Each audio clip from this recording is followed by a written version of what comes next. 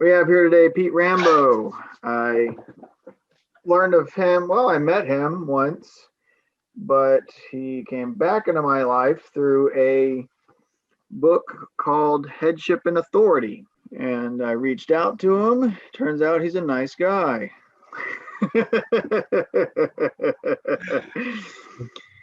And very gracious to give us this interview. Let's start off with the get to know Pete. Prices aside, Ford, Chevy, Dodge, or Jeep Gladiator? I'm going to disappoint you, bro. Let's say we've had a little bit of everything. It's whatever we happen to be able to afford at the time, or what's got the best deal. I am not a tag buyer. Okay. Nope. We've been through all of them. Okay. I will say the Suburban that I recently passed down to my third born. I retired it at 270,000 miles, and it probably still had a lot of life left in it. But you give it to a TV. Amazing how they can still keep going. All right. Where would be your perfect place to live and why? I don't know. I've traveled a lot. I've been blessed to be. Grew up in South America. I've been blessed to live on 4 or 5 different continents at one point or another. There are a lot of places I'd like to be. There are a lot of places I'd love to visit. Every chance that I get, though, I go to Israel, and so it's always like, well, I'd really like to go here, or I'd like to go there, but we're going to Israel. So I guess the answer is, if I could live anywhere, it'd be to move to the land. Makes sense. That would be it. Favorite offensive and defensive weapon / technique? I'll disappoint you again. I reach for whatever's closest. All right. This guy's resourceful, if nothing else. Well, I mean, seriously. It's interesting, you talk. I guess our conversations have been centered a little bit around masculinity and headship and some of these sorts of things. And honestly, I'm an airborne ranger, combat veteran, and at the end of the day, I have lots of friends that wear the same hardware and have been in some of the same places, and all of them can tell you their favorite weapons and their the mechanical setup that they prefer. And give me a club. Let's do it, man. Let's go. I won't tell you what's within arm's reach anytime my eyes are closed, but I can tell you it ain't gonna be any fun to be on the other side of it. Number one issue facing men today. We have a real problem with feminism and feminine men, a lack of masculinity, a lack of understanding of the authority that God has given us, understanding of the responsibility God has given us, a real lack of understanding of what it means to build the kingdom, what it means to take headship, what it means to be headed in a direction that takes dominion. Yeah, that's it. That's our number one problem. If men were walking as men and had their heads screwed on straight and had spines, nuts, we wouldn't have a lot of the problems going on in this country that we do. Would I be wrong in saying that it sounds like you are saying not so much feminism is the top of the list, but the feminizing of the men? Would you say that's accurate? It could be defined that way. Feminism grows in the absence of masculine men. I guess my dad always said that nature abhors a vacuum. And so where men don't do what they're supposed to, women are going to step in. And according to Isaiah chapter 3, that's actually a judgment against men and against the people they're supposed to be leading when they're led by children and men, or led by children and women. I'm sorry. Yeah. Going back to the what I shared with you, the elements of manhood and the physical, the emotional, the physical, the mental, spiritual, and financial. What? How much of the elements list have you accomplished? I think it's an ongoing, constant battle. Because a little bit like spinning plates, you always have to be focused in each of those areas in different ways in order to continue moving forward. Um, Much like a flowing stream, I guess life is a flowing stream, and if you sit still, you begin to turn belly up and go downstream opposed to swimming upstream. So you always have to be fighting against in each of those four areas. Um, and our conversation was really interesting because I had not. Financial certainly is important, and it's been on my radar all along, but I've never really considered that to be one of the primary four areas. But in hindsight, from our conversation, it absolutely is, particularly because we're tasked with leaving a progeny and leaving the resources necessary for them to carry on the legacy that we train into them. But Oh, for a that's long time, I've been focused on, the spiritual, the mental, and the physical. And right now, through the whole COVID thing, I got a little bit lax late last year with working out, but I love working out. I love staying in shape physically. I love mentally. In addition to just Bible study and the things that I enjoy intellectually, working some puzzles every day just to keep my brain sharp.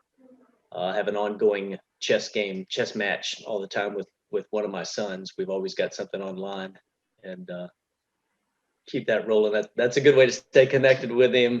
He's in the Navy, and at the same time stay sharp mentally, and spiritually, just staying in the Word.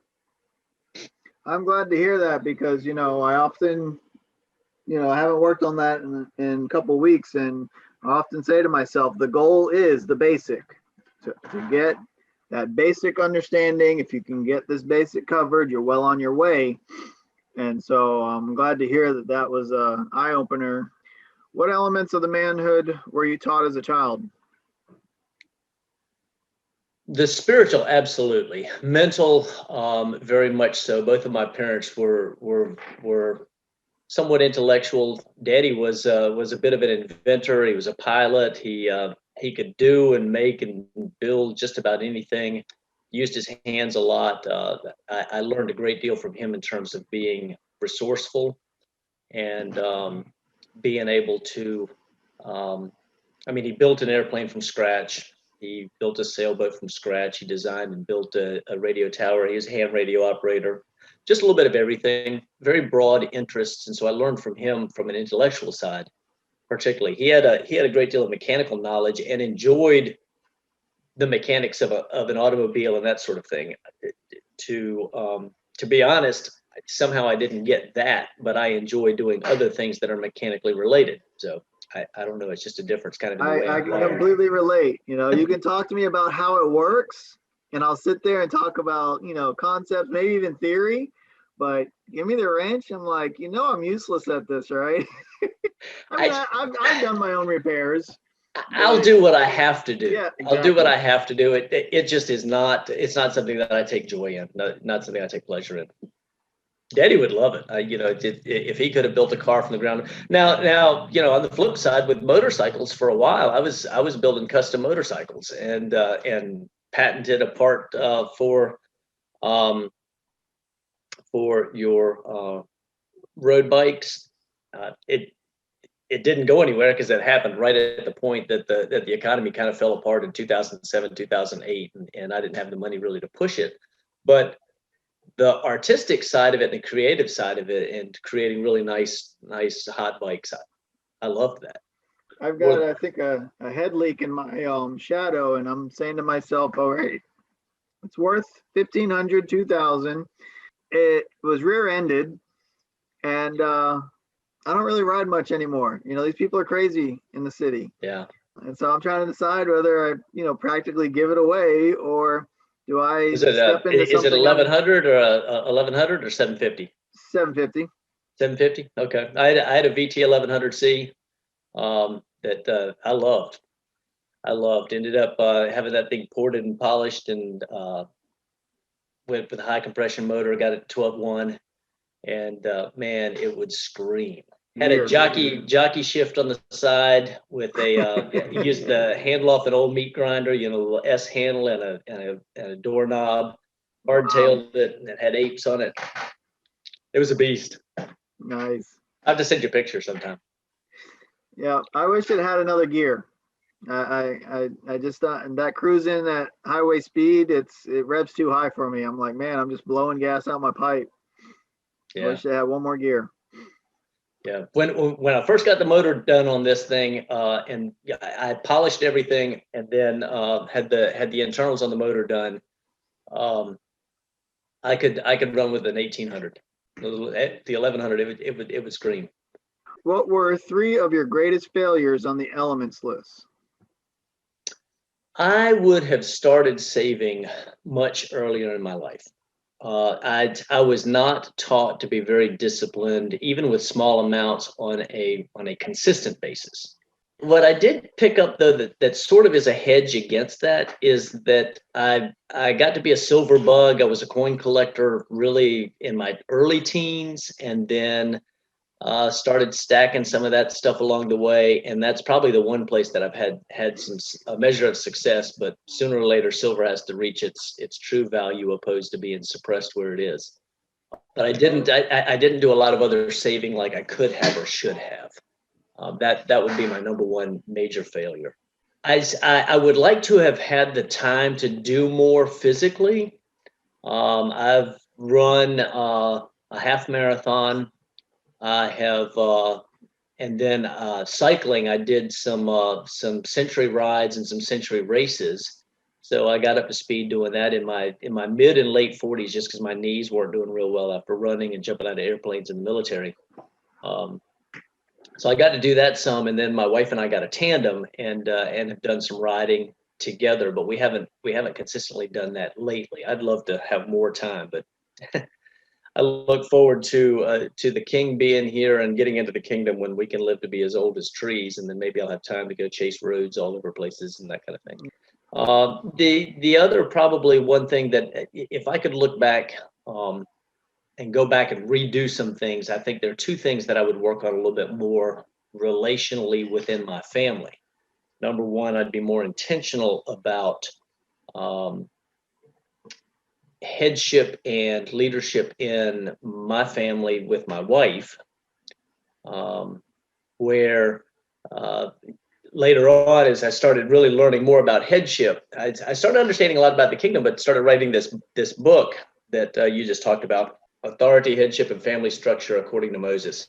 There we go. I started writing that, and it was during that time frame that I really started understanding more about my position as a patriarch and needing to function in much more of an alpha role, where I haven't not been there, but I haven't been there aggressively is not the right term.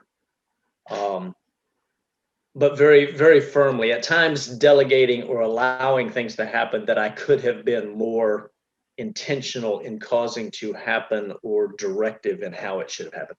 The other thing with regards to that, likewise, is I would have been more intentional in my son's lives.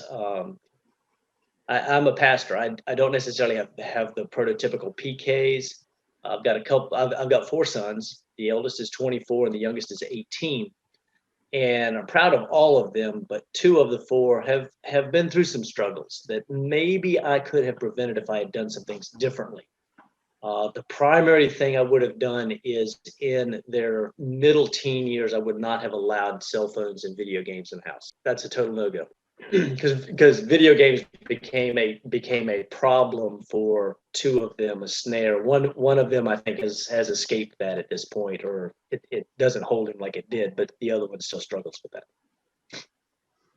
Yeah. And that's brutal honesty. I've seen a lot. I mean, it's seen as normal. That's the problem. It's seen as normal, and just the same as I don't have a problem with medical marijuana, but recreational, I'm sorry, I see where it steals your ambition. So now you can't get Well, anybody, can't hire anybody to work for you because nobody wants to get out of bed, or whatever. very similar, and video games are very similar in terms of stealing resources and stealing ambition. Yeah. Because and I would ask ask the boys. I said, okay, so you got more XP, another level, or whatever. That plus what gets you a cup of coffee? It's worthless. You're gonna wear the badge down to Walmart, or Right. it doesn't give you anything. You got it. I do have now. My youngest has a passion for farming. Was never interested in any of the other video games, but he played Farming Simulator some. Which I'd look at that and go, that's the most boring thing on the planet, dude. You're sitting there mowing a field, but he's sitting there explaining and listen to me, explaining to me how to rotate this crop with that crop and how to then get the money that you need for the next piece of equipment to get that field over there. And he's actually using some of that stuff now in real life, where he's raising calves here, he's working for a couple farmers, he's trying to secure a piece of property, and he's doing in real life slower than farming sim. And so that's probably the one game we could say there was some credit to. Yep. In and of themselves, not a problem, but it's just between the content and the time wasted. Yeah. It's not being used as a tool. Yeah, it's a leech.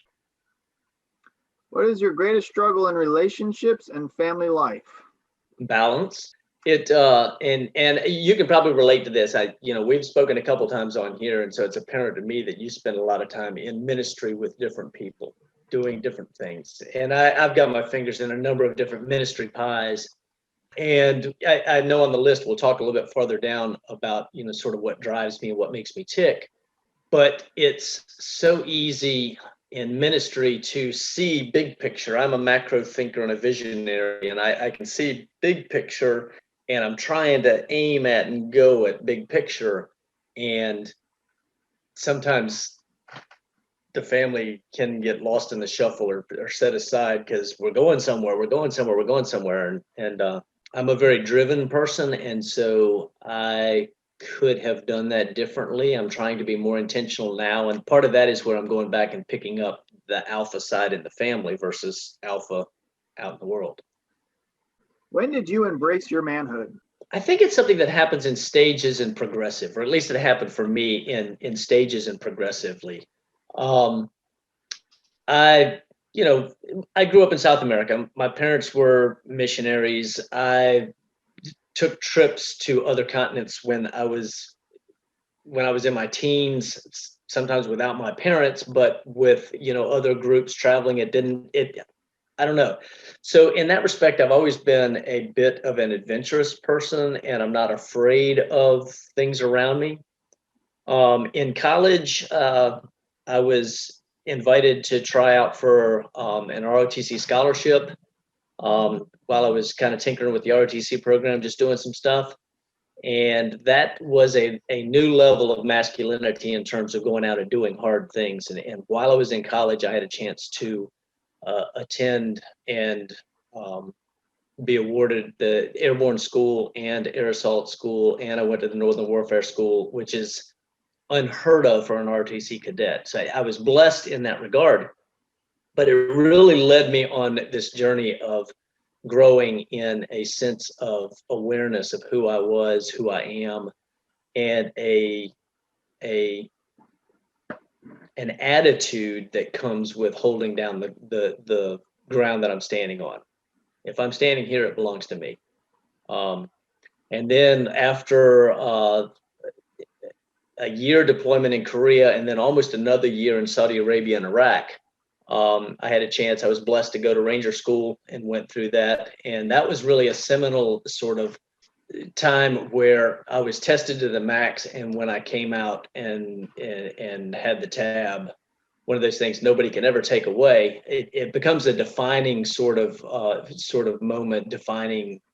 Because I look back even now, there's so many lessons. I take my boys back to Ranger School all the time. I take my boys back to doing hard things in the military all the time, helping them understand that this right here is your biggest muscle. And this right here, if you've got this under control, the rest of it will follow. but even since then, I mean, I've been around some other guys, visionaries for the restoration of Israel, visionaries for the restoration of family and patriarchy and some of these things, and then really starting to understand there's a whole other aspect of manhood within the house that I need to work on and that I need to model for my boys and that sort of thing.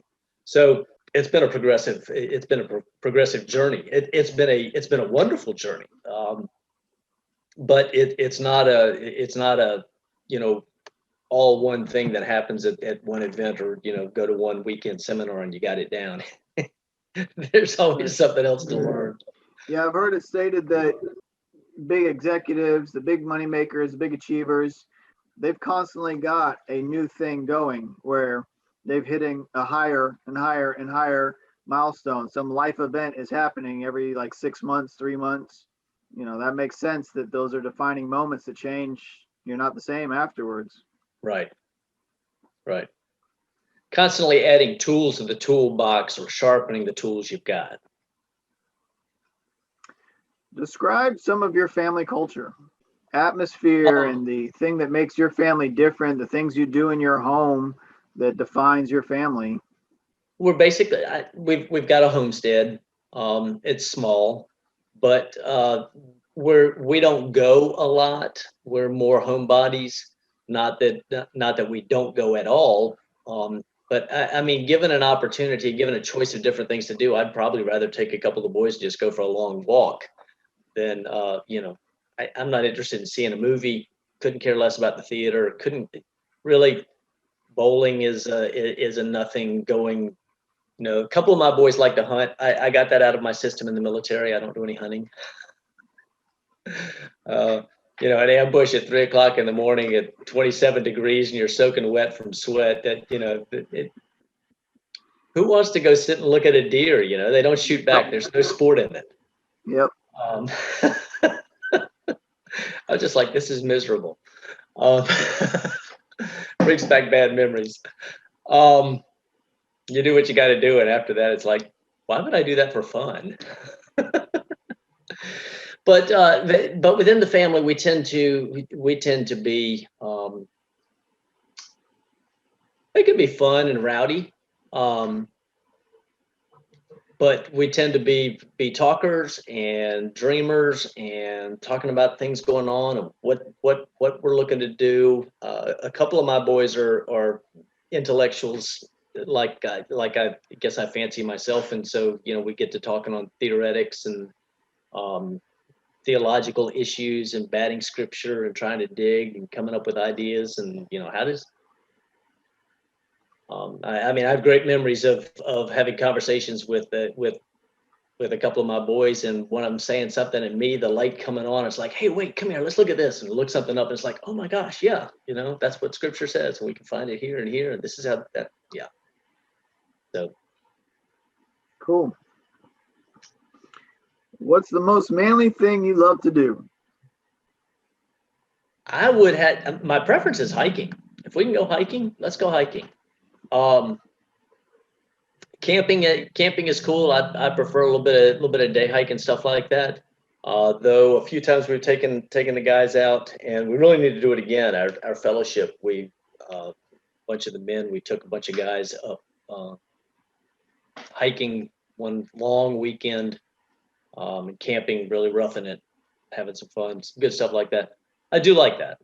Um, but I like doing something that's physically demanding, whether we're going out to put together a little weight room in our garage, or I've got a pull cart, throw 500 pounds in it and drag it down to the end of the road and back just for fun. Um, things that when you get done, you feel like you've done Put something some tough. effort into it. Yeah, yeah. Okay. What is your greatest fear as a man, and how do you address them? Failure. In a lot of areas, I don't want to look back and feel like I've wasted years or a wasted life. Um, my real goal, my real desire is to chart or to really put a 50 or 100-year vision out in front of my boys so that they take that and they move forward with it. If I can help them grasp some aspect of what my long-term vision is, so that they carry that forward beyond me and maybe even into the generation beyond them, then I feel like I will have accomplished something. But I don't want failure. I mean, my dad died of a massive heart attack at 60. But the list of things that he had accomplished, the things that he had done, the lives he had touched, the all the interconnectedness, the interpersonal relations, the people that he had ministered to, it was huge, and it was almost overwhelming when we got a chance to really look at it afterwards. But at the time, he was just always going, and we would go with him, whatever he was doing, and that's where I want to be in terms of actively pursuing and actively accomplishing for the kingdom. Do you have any hobbies? What's that? There are a lot of different things that I like to do when I have time. Honestly, I guess I probably spend more time writing and doing stuff like that, just processing and putting things together. But I've done some woodworking. I've done some knife making. I like working with my hands. I like getting out in the garden and growing stuff, trying to learn new tricks and skills and that kind of thing. When I have time to sit down, I enjoy flipping through YouTube videos and find how-tos or DIY type videos and watching, and then turning around and utilizing some of that knowledge in some project. But in terms of like just, I don't hunt. I don't play golf. I just don't do things that I don't feel are being actively productive towards something at a given time. Not that hunting's not. It is. My son loads up our freezer, but it's just, I don't know. I'd say I don't have any hobbies. It's fine. It's fine. You'd be surprised how many people actually say they don't. Men, at least. For me, hobbies just kind of turn into, I try to just have fun with ministry things, with places I'm trying to go, things I'm trying to do. That way it's turns out enjoyable. Yeah, and I mean, I've had some hobby stuff in the past. I played golf a little bit. I've done some other things. I enjoyed cycling. Maybe one day I'll get to go back to doing that. But I found so often, particularly as I was raising, when the children were younger, that it's a leech of time and resources, and it's away from the family in many cases. That's not to say that a man doesn't need some time away, or a man needs some time to be doing stuff with other men, but too many men do that to the exclusion of the responsibilities they have at home. So then is it a stretch if you for me to say that you think hobbies are for empty nesters? No, I mean, I think there are cases where the hobby can be used effectively in the home. Because I mean, like my granddaddy was a woodworker, and he loved building furniture and stuff like that. And we have legacy of that left over in that I have, I've got pieces of furniture in my house that he built or that I helped him build. And so I learned a lot from him, but that was his hobby, was woodworking. And that was beneficial because it was something that he could draw us into with that. What does your personal self-motivational speech sound like? When you get up in the morning, when you don't want to do what you know you've got to do next, when you just got that bad news, when you know you have to start that project at some point, those sort of things. I don't know. I don't know that I have a motivational speech. It's just like, this is going to suck. I just got to go get it over with. Yeah. It's it goes back to, I think earlier in this, we were talking about responsibility, and you become a man when you become responsible, or when you start taking responsibility for, your situation and taking responsibility for those around you and taking responsibility for the things you do. And so, my motivational speech probably is more about just, all right, I got to get it done because I'm responsible. It's my responsibility. So let's go knock it out. And, to my detriment, there are times that I'll put something off for a little while. I know it's got to be done. It's there. It's going to bug me, but eventually it's like, all right, I've had enough. I'm just going to go do it and be done with it. Whether it's what I want to do or not. Consider yourself a praise, worship, intercessor, or other.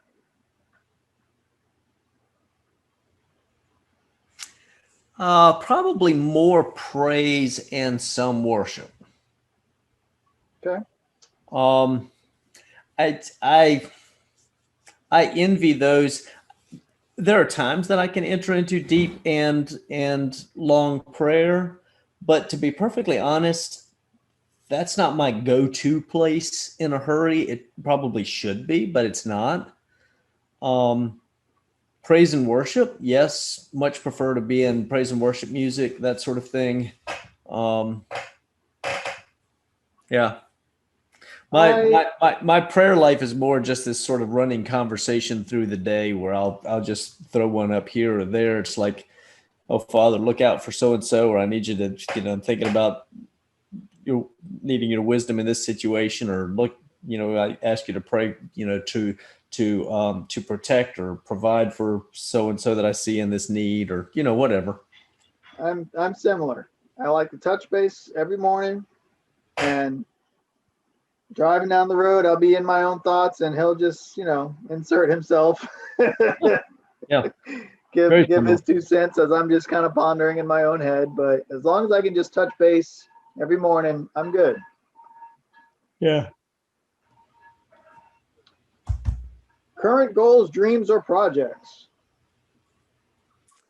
Oh, current projects and current things. Really, we talked before. My heart is the restoration of Kol Israel, and we've talked a little bit about community. And since the break in this original interview, I've been making a series of videos that deal with marriage and deal with family structure, and particularly answering some detractors that had some not so nice things to say that ultimately implicated the patriarchs and the father himself and his word and some of these things.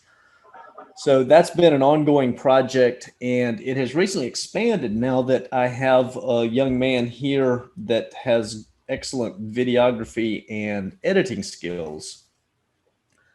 And so within the sort of community that we have that's forming, we've been working on some projects and working on building community. And so I've started trying to document a little bit of that because there are, 1,000 YouTube channels dealing with how to grow a better tomato, or how to raise or, pluck and process a chicken, or, the basic homesteading type things. But I don't know anybody out there that's discussing how to knit multiple fellowships together, or multiple families together and homesteads together to function as a clan and as a community. And so actually yesterday we filmed the initial, it's in the editing process now, but we filmed the introductory sort of thing saying, hey, this is coming, and we're going to start documenting some of what we're doing. And we want to network with others that are doing similar things so that we can share thoughts, so we can encourage each other. And we want to talk about how we function as a community and how we're being intentional in moving in that direction.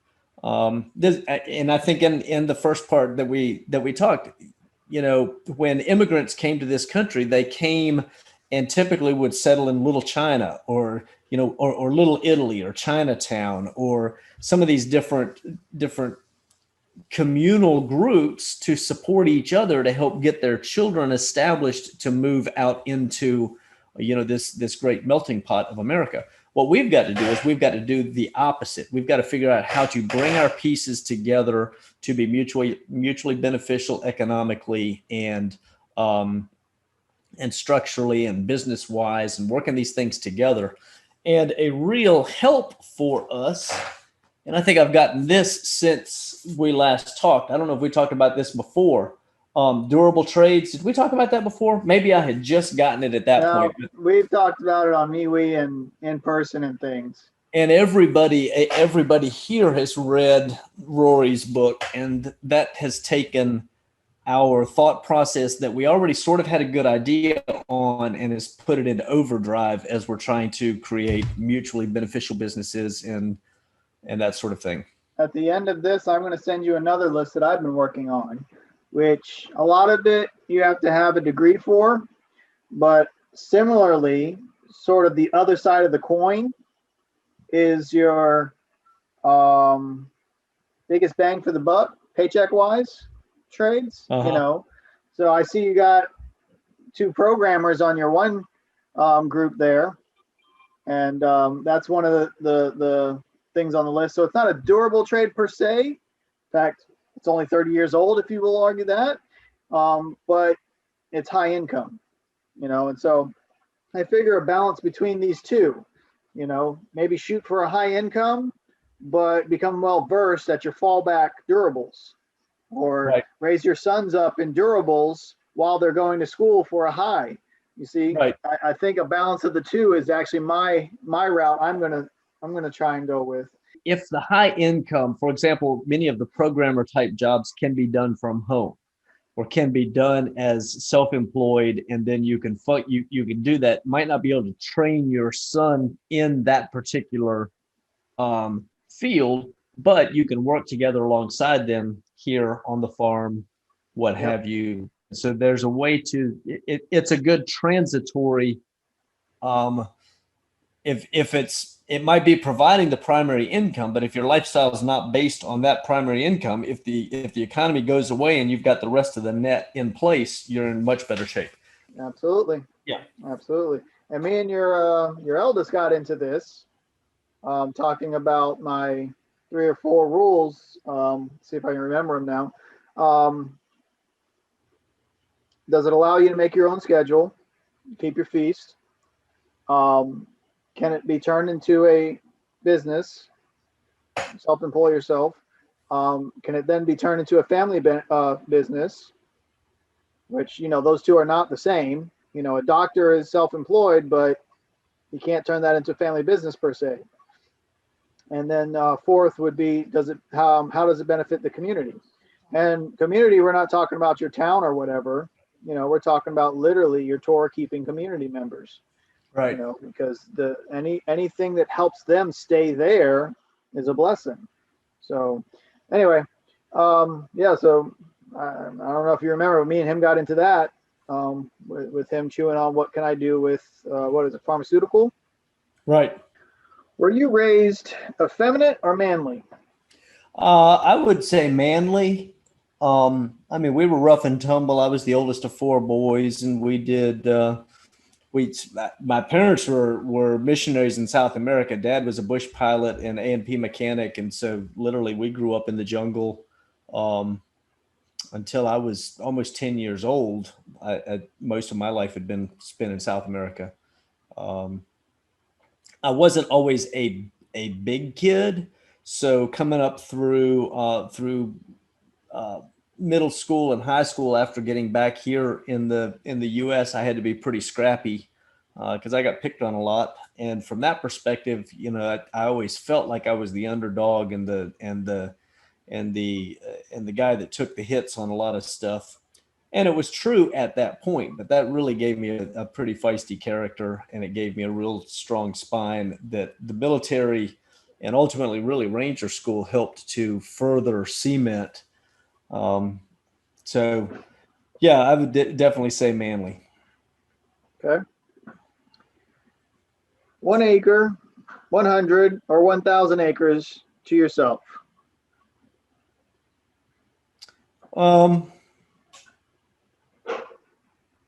There's a lot I could do with 1,000, but I recognize that 100 is a boatload of property. It's a lot of property. 1,000, you can really be way off the road.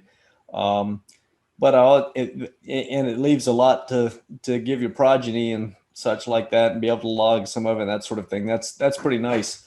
But 100 would make me very happy. fully self-sufficient or business owner? Why does there have to be a dichotomy? That's almost everybody's answer. If you had to choose one. Fully self-sufficient. Because as a business owner, a lot of times the business owns you, which doesn't allow you, and a lot of times you, business owner, you can be in hock up to your neck, and that reduces your ability to be self-sufficient because you're tied to an anchor that economically could be a detriment. Now, that's not to say that it's not also has the potential for big gains, and some self-control, but it's not self-sufficient. There are a lot of good business owners in the middle of, LA or whatever, that if the crap hits the fan, they're going to wish that they were self-sufficient somewhere out in the woods.